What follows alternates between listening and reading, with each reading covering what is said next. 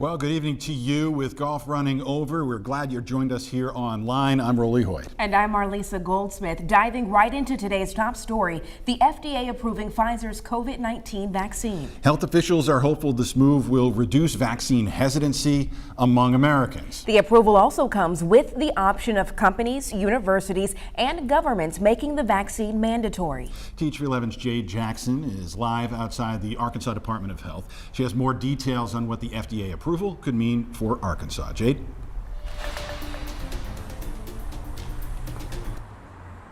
Well, guys, for Arkansans, this could mean that we might start to see more private companies issuing these vaccine mandates. Now, beyond the mandate, without having that FDA approval, that was part of the reason why some people decided they didn't want to get the shot.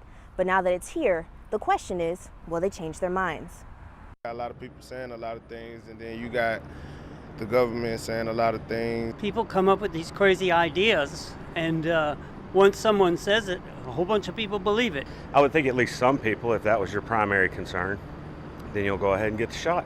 Thoughts from everyday Arkansans after the FDA approved the first COVID-19 vaccine for those 16 years and older. The vaccine still falls under the emergency use authorization category for ages 12 to 15. And the new approval can lead to more vaccine mandates from companies, universities, and governments. But private employers have had the ability to impose such a mandate even before this FDA full approval. Nathan Reed's an employment attorney with Mitchell Williams Law Firm. Act 977 is Arkansas's state law prohibiting state entities from imposing a vaccine mandate. State regulations impose a different requirement than private ones. They still have to ensure that employees who have a medical condition that rises to the level of a disability or sincerely held religious belief, they have the opportunity to exempt out of. For health professionals who have been administering the vaccine since December, nothing's changing for them except making sure that they're ready for an influx of Arkansans. It's, followed the high standards for safety,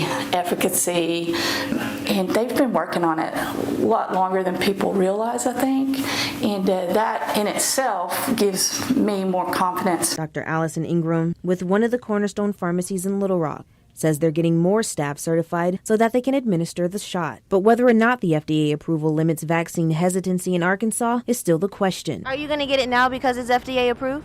Yes, that's for sure. Yeah, for sure. Moderna is also seeking a full FDA approval for their vaccine. They were planning on submitting their application earlier this month.